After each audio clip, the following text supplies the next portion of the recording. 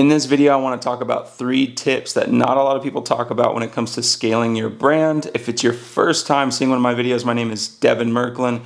I help scale an e-commerce brand from 0 all the way up to $50 million in less than 4 years. I have bought and sold e-commerce brands, and now I spend all of my time helping e-commerce brands in the high 6, low 7 figures grow. So in this video, I want to talk about 3 things that not a lot of people talk about when it comes to actually scaling your brand through marketing. On the whiteboard behind me, I broke this down into 3 very simple tips. I just want to put a disclaimer out there. As we all know, scaling is not simple. There's a lot of complexity. So I'm trying to simplify this as much as possible so that it makes sense. So you can go do your due diligence, take what I told you here, and dig into your brand and figure out how it applies to you. That way you can scale up. Before I continue, if you want more in-depth teachings on how to scale an e-commerce brand, I'm doing a training down below. It's completely free. I'm not selling you anything on the training. It's how we grew that brand from 0 to 50 million, a lot more detail than I'm going to go over here in these 3 steps below. So click that link down in the description, get registered. It's completely free. Once again, not selling you anything, and get registered for when that goes live. All right, let's simply break this down. So number 1, this is going to be really underwhelming. I'm sorry, it is numbers. And when I say numbers, I mean more than just things like ROAS, right? Because a lot of brands that I talk to and work with now, they just look at ROAS and they're using softwares like Hyros, Triple Whale, Wicked Reports, just the Facebook platform, the Google platform, and when they hit a certain ROAS, they spend more money. But the problem is that there is certain nuances within each one of those platforms, accounts, that is making up for that ROAS. So we need to get granular and really understand what that actually is. What is the piece that's actually attributing to this ROAS number that will allow us to scale. And so when we look at that, we need to break things down a little bit further, because you might have a campaign that's specifically for retargeting that's crushing it. It's having an 8x or a 10x ROAS, some wild number, and it's bringing up the rest of your numbers. Well, you wouldn't scale the rest of your campaigns or your cold campaigns focused on getting new customers because your retargeting campaign is the one bringing up the ROAS. You want to look into those campaigns and understand what levers you can actually pull. And the first way to be able to do that is to understand the numbers that are actually being generated behind this ROAS number, right? It's not enough to just look at ROAS. You got to look at what is my new customer cost per acquisition. We don't want to look at general customer cost per acquisition, because you could have ads running that is acquiring customers that you already have, that are already in your database, that are already in Klaviyo or MailChimp or whatever you're using, and you're spending money to acquire that customer again. That's not a great way to look at it, because you just double paid for that customer. You want to get real granular and look at what is my new customer cost per acquisition. That way you can really understand, this is how much it's costing me to generate a new customer. Then you want to look at what is my new customer average order value. That will give you a more true idea of ROAS is. And I'm going to go a step further. It's going to give you more of a true idea of what your ROAS is, your true ROAS is, because you're looking at, here's my new customer. Here's my new customer cost per acquisition. Here's my new customer average order value. Those 2 metrics make up ROAS, obviously. And so now you can make a better data-driven decision. But I want to go a step further. When you look at new customer cost per acquisition, this is how much it's costing you to acquire a new customer via ads. Let's go a step further and think about what are the landing cost of goods sold to get the product or whatever it might be to that customer. Let's also go a step further and look at what are the processing fees involved to make that transaction for that new customer. And if you want to, let's go one step extra further. If you're utilizing an advertising agency or a creative agency or whatever it might be, what is their cost, and break that down into that new customer cost per acquisition. That's a really true metric. If you know that, then you really know how much it costs you to acquire a new customer. customer. Now, on the other side, that new customer average order value, you want to go a step further because this number is going to start getting bloated and bloated and bloated. So you might not be able to scale based off of that new customer average order value. You want to go a step further and look at what is my new customer lifetime value, and not lifetime value in general, where we're just saying, hey, a customer is with us for however long and this is how much they're worth.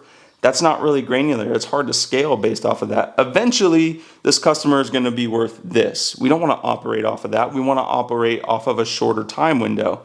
And it's really up to your stomach on what that time window is. So, what is my new customer lifetime value over the course of 30 days? You can even go even smaller, which I've done in the past. What is 7 days, 14 days, 30 days, 60 days, 90 days? That gives you a full picture of what that new customer is worth over the course of that time period and how much that new customer costs, so you know how much you can actually spend to acquire new customers and what they'll be worth after a certain time period.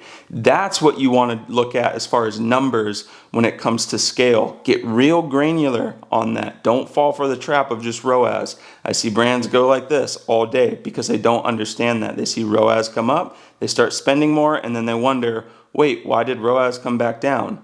Because you're scaling everything at once. You're not getting granular and looking at the specific numbers as it pertains to that overarching ROAS metric. All right, and number 2 is predictability. I'm just going to write predict for the to save me some writing time. So it's just predictability. So if we understand our numbers from a broader scale, right? Broader scale is relative.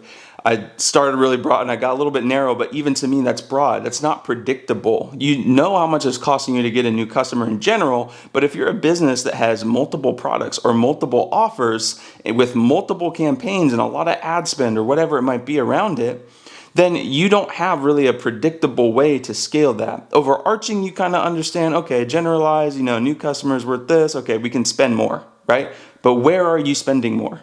So predictability, you need to break things down into different channels, into different offers or different products. However your business is set up, you need a way to say, okay, my overarching new customer cost per acquisition is this. My overarching new customer average order value and new customer lifetime value is this. What is the main driver? Okay, it's offer 2. Offer 2 is crushing it right now, and it is it's the thing that's actually driving the rest of this, and it's really predictable. So we need to be able to scale that.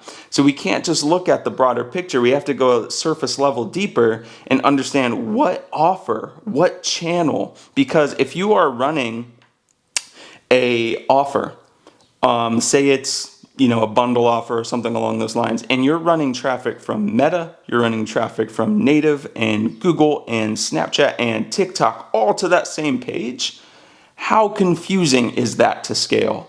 You wouldn't know what to do with that landing page or that offer or that funnel. You wouldn't know where to pull that lever as far as ads go. Maybe Facebook is crushing it, or maybe TikTok is stealing that attribution, or vice versa. You need to separate things out so it's really predictable, and you can say, oh, Facebook is crushing it. Pull that lever and start to scale that one up more. But TikTok over here isn't doing as well a job. Keep that ad spend the same or lower that ad spend. And let's just focus on Facebook right now, because Facebook is the thing that's crushing it. You need that predictability when you start looking at the overarching metrics. You see ROAS and you go a surface level deeper. You want to look at new customer ROAS, I guess you could say, or new customer lifetime value. Then you go a surface level deeper and you want to find that predictable thing that you can pull and know that you're going to get the outcome that you want to get, right? Because if we know that offer 2 is crushing it and we pull that lever, then everything else should go up with it. It's very predictable because that's the thing that's actually driving us. All right, and number 3 is the accelerator. Now, this is a kind of like an internal term for us, the accelerator. Now, this is our gas pedal. So in every business, I always look for this. What is the accelerator pedal? What is that thing that you can press to the ground and get more out of, and that thing you can ease up on when you maybe have spent a little bit too much, or you're scaling a little bit too fast and you're breaking things? You need to find that accelerator pedal. Too many e-commerce brands are running ads to like product pages and various different offers without really a methodology or a strategy in mind, right? So For example, if you are a supplement brand, and just because I love supplement brands, and you're running offers or you're running campaigns to every single product, or you're running campaigns to a collection page or the front of the store, or even worse, there is no accelerator pedal there. You don't know what people are specifically, you don't know the customer journey that somebody's going through to actually generate the result that you want to generate. You have to get strategic and figure out what that accelerator pedal, what that accelerator offer is. So when we work with brands, we always look at what is your accelerator offer. And a lot of brands don't have it. They've achieved a lot of success, but in order to scale further, they need to find that accelerator offer. And that accelerator offer can really be defined as a really low new customer cost per acquisition that essentially is break even. So, and when I say break even, use the metrics that I just talked about before: new customer cost per acquisition, new customer average order value. We want that to be 1-to-1. And that's our accelerator pedal, right? Because if we know we've got 7 other offers, right? And these offers are like, we've got some retargeting in there. We've got some high cost per acquisition offers in there because the product is more expensive or whatever. We want to find a low-end product that at least gets somebody into our ecosystem, and that customer journey gets them to all of our other products, right? So that accelerator offer is the thing that we can press to the floor, get a bunch of customers very cheaply into our ecosystem. That way we can cross-sell them on the back end, and we don't have to pay an astronomical amount to acquire that customer because we got them in through the door really cheaply. We can hit them with social media, we can hit them with emails, we can hit them with SMS, push notifications, whatever is in your tech stack, essentially. That way we're just not paying an astronomical amount to acquire that customer. And with that accelerator pedal, it goes back to predictability and numbers. That's why it's saved for last, because we can push the accelerator pedal down and we can scale up, and you'll see everything else rise, and we can pull off if numbers get too wacky. Because as we know on Meta and Google and all this kind of stuff, when we spend more, the cost per acquisition seems to go up a little bit. So we can pull off that accelerator pedal and kind of recoup, make sure we fix anything that broke along the way, and then press that accelerator pedal back down and see things go up again. Too many times I've seen these brands have multiple like accelerator pedals or multiple offers that they're trying to scale at the same time, when really you just need one solid offer that is the gateway to your brand, that gets people into your ecosystem for a really low cost per acquisition. That way you can scale it, press that accelerator pedal down, and scale them all through your normal customer journey. All right, and those are the 3 tips when it comes to scaling your business. Once again, I simplified it, got a little bit granular there, but if you really want to understand like a really 30-minute to hour-long in-depth training, click the link down in the description. Just doing a free training going over all of this, a lot more in depth, totally free, not selling you anything, but it's there if you want it. So if you want to scale your brand, really look at those 3 things. Look at your numbers, make sure it's predictable, and find that accelerator pedal, that thing you can push down to really make everything else make sense and get people into your ecosystem for cheap.